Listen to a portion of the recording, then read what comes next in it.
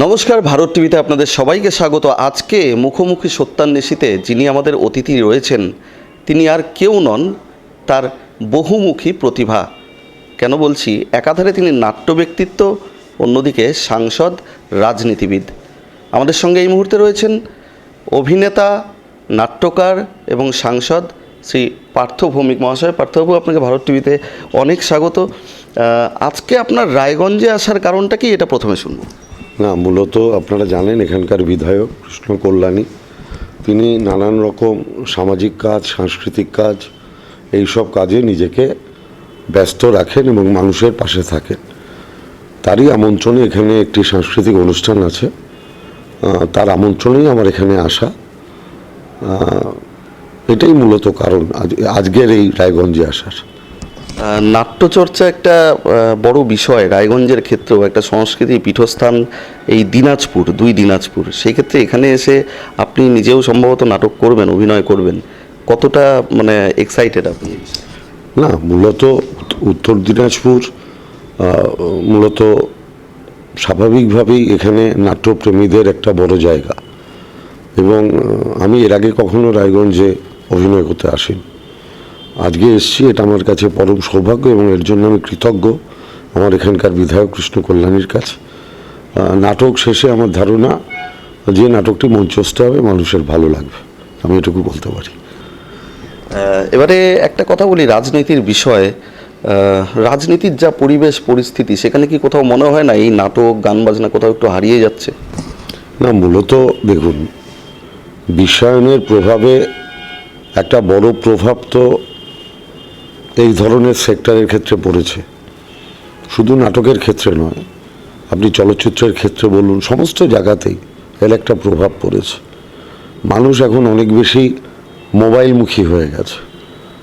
এখন সিনেমা হলেও লোকে যেতে চায় না, সবাই টিভিতেই, এই মোবাইলেই সব দেখে নেয়, ওটিটি প্ল্যাটফর্মে। সোশ্যাল মিডিয়ার যুগ, স্বাভাবিকভাবে তার প্রভাব তো সব জায়গাতেই পড়েছে, নাটকও তার ব্যতিক্রম নয়। কিন্তু তথাপি একদল মানুষ বাংলার কৃষ্টি সংস্কৃতিকে বাঁচিয়ে রাখার জন্য নাটকের হলে যায়, নাটক দেখতে যায়, হল ভরায়। একটা লড়াই তো আছে, এরপরের লড়াই তো এআই এর সাথে। অতএব দেখা যাক, আলটিমেটলি দিনের শেষে আমাদের ধারণা বাংলার যে প্রকৃত কৃষ্টি সংস্কৃতি তারই জয় হবে। কিন্তু যতক্ষণ না আবার আমরা সমস্ত মানুষকে নাটকের হলমুখী কিংবা সিনেমা হলমুখী করে ফেলতে না পারছি। না, প্রয়াস মানে অনবরত এইটা নিয়ে পরীক্ষা নিরীক্ষা চলছে। অনেক ভালো ভালো নাটক এখন মঞ্চস্থ হচ্ছে, মানুষ সেটা ভিড় করে দেখতে চাইছে। আপনি দেখবেন টিভি সিরিয়াল একটা সময় প্রথম দিকে যে বিপুল পরিমাণ ভিড় হতো, দেখতো মানুষ, এখন কিন্তু তার সংখ্যাটাও কমে গেছে। অর্থাৎ প্রতিনিয়ত পরীক্ষা নিরীক্ষার মধ্যে মানুষ নিজেকে ব্যপ্ত রাখে। স্বাভাবিকভাবেই আমাদের আশা যে আবার মানুষ যখন এই মোবাইলে ক্লান্ত হয়ে যাবে, আবার তারা বাস্তব জীবনের মুখোমুখি হবে, আবার নাটকের হলে আসবে, সিনেমার হলে যাবে। সিনেমা নিয়ে, নাটক নিয়ে বা সংস্কৃতি নিয়ে অনেক চর্চাই রাজ্যের সরকার বা শাসক দল করছে বা চেষ্টাও করছে। সে লোকশিল্পী ভাতা দেওয়া থেকে শুরু হোক বা নাট্য একাডেমিকে অনেকভাবে সহযোগিতা করা হোক। সেই ক্ষেত্রে কি কোনোভাবে মনে হয় যে এই উত্তরবঙ্গ একটু বঞ্চিত, বা অন্য দিক দিয়ে দেখতে গেলে উত্তরবঙ্গে অনেক ভালো? কি মনে হয়? না, দেখুন, আমরা উত্তরবঙ্গ দক্ষিণবঙ্গ এইভাবে বিচার করি না। আমরা মনে করি এটা পশ্চিমবাংলা। স্বাভাবিকভাবে এর কোনো বিভাজন নেই, কিছু মানুষ এই বিভাজনটা করে। কিন্তু আমি দায়িত্ব নিয়ে বলতে পারি, মমতা ব্যানার্জি নাটকের দলের যে পৃষ্ঠপোষকতা করেন সেটা এর আগে কোনোদিন বাংলায় হয়নি। আমার ধারণা প্রায় 400-র উপর নাটকের দল, তারা মমতা ব্যানার্জি তাদের পাশে আর্থিকভাবে দাঁড়ান, মিনিমাম 400 দল। এবং তার মধ্যে আপনাদের তথাকথিত উত্তরবঙ্গ, আমার ভাষায় পশ্চিমবাংলা, তার প্রচুর দল, নাটকের দল, সেটা রায়গঞ্জ বলুন, বালুরঘাট বলুন, মালদা বলুন, এই সব জায়গা থেকে, জলপাইগুড়ি বলুন, কুচবিহার বলুন, অনেক নাটকের দল মমতা ব্যানার্জির যে সাহায্য, সেই সাহায্য পান। বালুরঘাটের এই তো কিছুদিন আগেই তো আমি দেখলাম সুরজিৎ দা, বালুরঘাটের তিনি নাটক করছেন মিনার্ভাতে। নতুন প্রজন্মকে এই নাটকের ক্ষেত্রে আকৃষ্ট করার জন্য সরকারিভাবে কোনো পদক্ষেপ আপনাদের? কেন, মিনার্ভা রেপার্টারি আছে, আপনি তো জানেন, এটা রাজ্য সরকার দ্বারা। সবাই তো যাচ্ছে না বা না, সবাই জানে, অ্যাডভার্টাইজমেন্ট হয় বড় করে, প্রচুর ওয়ার্কশপ হয়। এখন দেখুন, জানতে পারছে না এটা ভুল কথা। যাদের জানার আগ্রহ আছে, চেষ্টা আছে, তারা ঠিক জানে।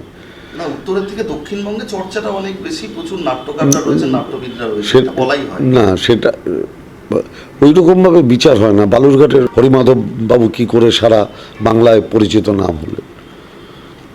তো বালুরঘাটের মানুষ, তাহলে সারা বাংলায় ওনার পরিচিতি কী করে?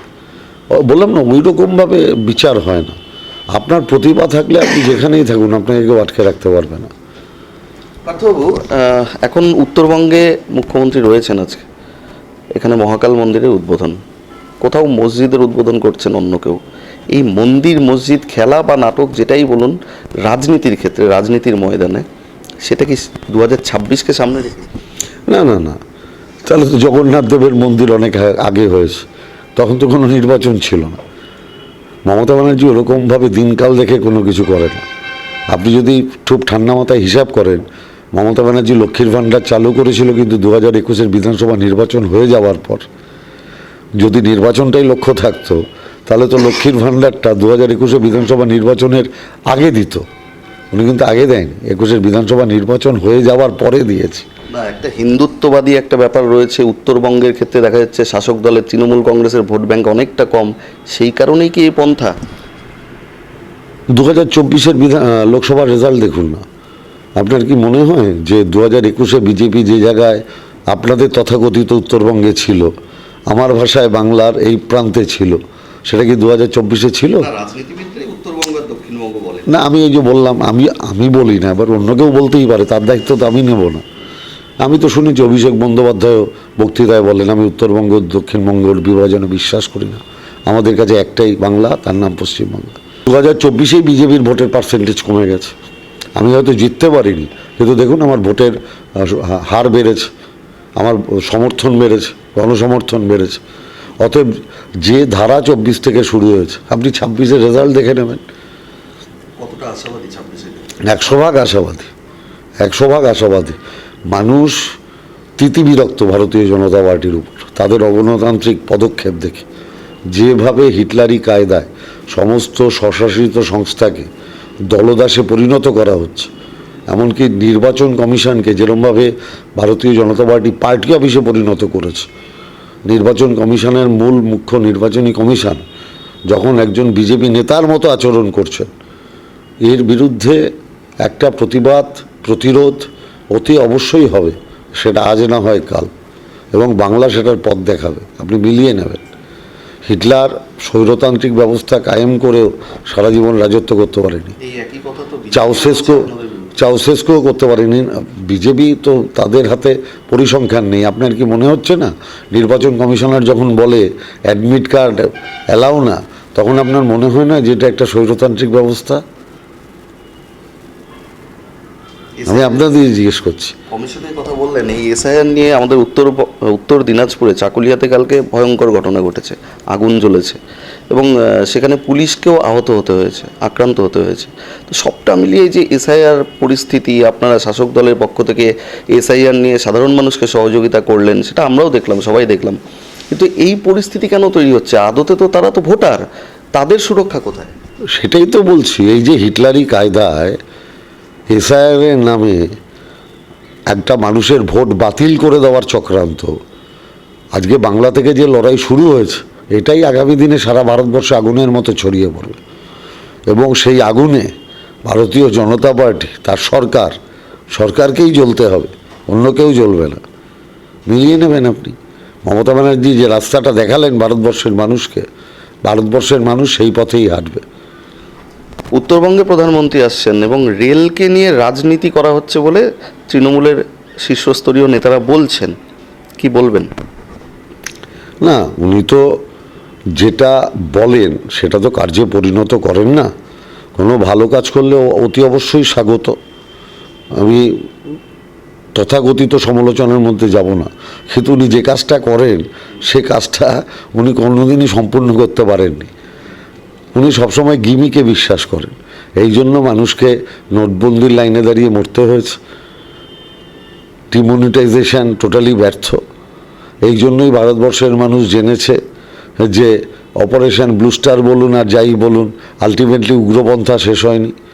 আবার উনি এসআইআরের নামে উনি তার আগে বলেছিলেন যে প্রচুর রোহিঙ্গা বাংলায় বসবাস করে, একটা রোহিঙ্গার নামের তালিকা বার করতে পারেননি।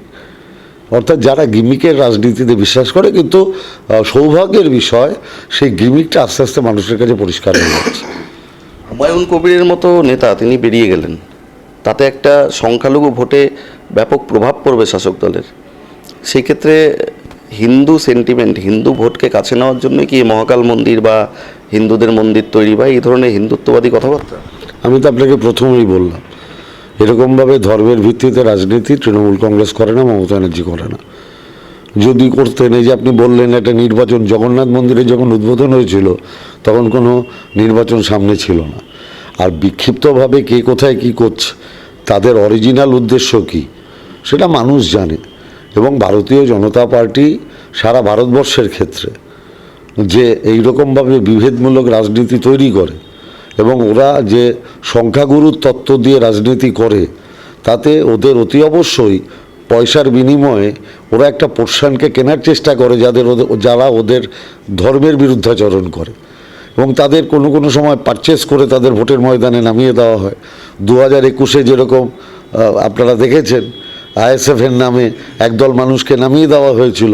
এখন আইএসএফটা পুরনো হয়ে গেছে, এখন পুরনো বোতলে নতুন মদ মুর্শিদাবাদের একজনকে ব্যবহার করছেন, কিন্তু মানুষ এগুলো বোঝে। 21-এর আব্বাস আর 26-এর যার নাম আপনি উচ্চারণ করলেন সেম।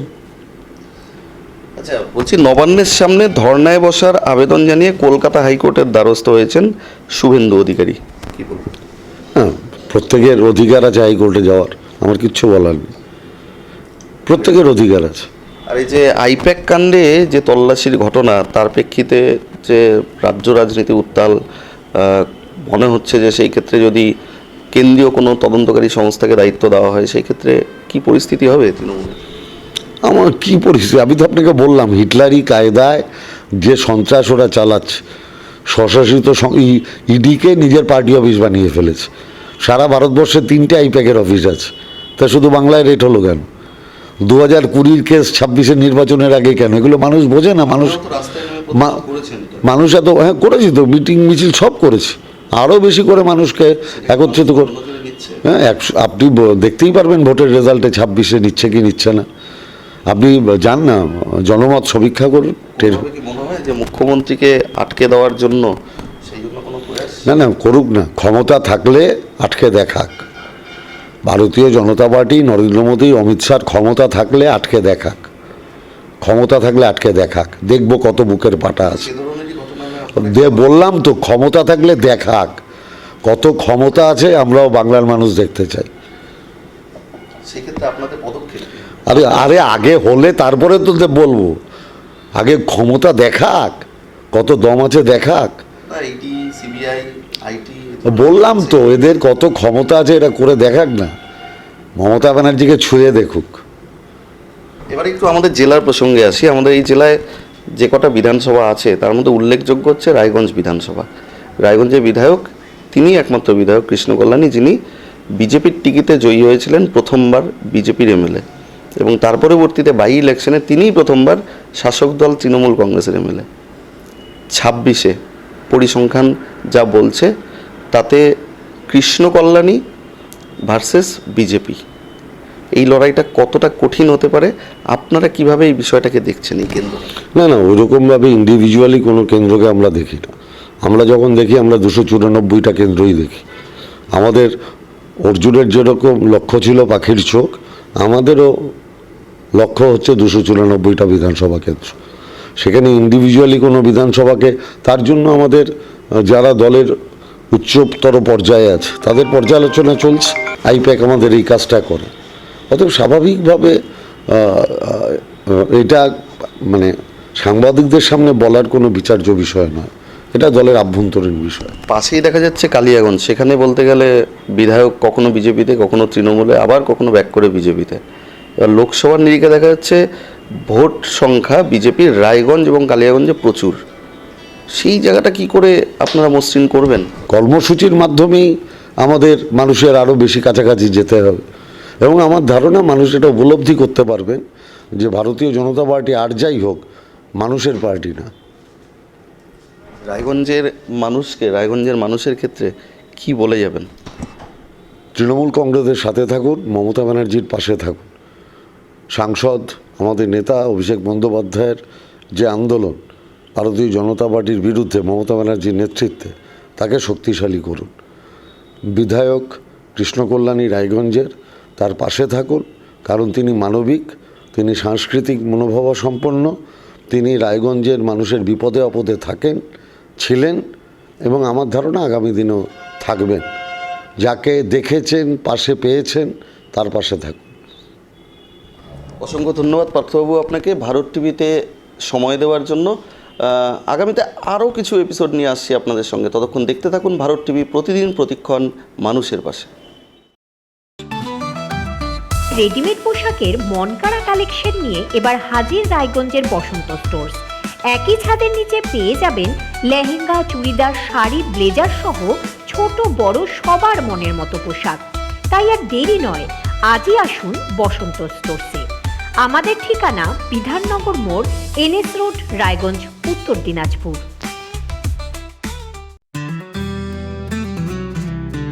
গ্রসারি থেকে কসমেটিক্স,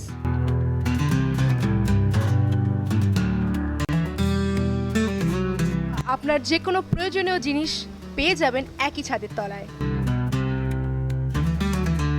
আমাদের ঠিকানা LIC মোড়, রায়গঞ্জ, উত্তর দিনাজপুর। চোখের সমস্যা বাড়ার আগেই আজই আসুন জীবন রেখা হসপিটাল, আপনার পরিবারের নতুন ভরসা। আপনার স্বপ্ন এবার আপনার শহর রায়গঞ্জে।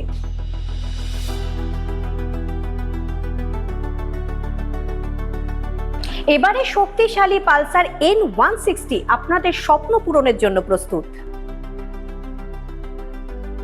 সবচেয়ে কম দামে এবং আকর্ষণীয় ছাড়ে পেয়ে যাবেন আপনার স্বপ্নের বাইকটি। মাত্র 5,999 টাকা ডাউন পেমেন্টে করুন আপনার স্বপ্ন পূরণ। এছাড়াও থাকছে 6,000 টাকা পর্যন্ত ডিসকাউন্ট এবং 10 বছরের ওয়ারেন্টি ও 2 বছর ফ্রি সার্ভিসের সুবিধা। সাথে থাকছে আরও অতিরিক্ত সেভিংসের সুযোগ। তাই আজই আসুন বাজাজ হুইলসে। আমাদের ঠিকানা পূর্ব অশোকপল্লী, পুরনো জাতীয় সড়কের পাশে, রায়গঞ্জ, উত্তর দিনাজপুর।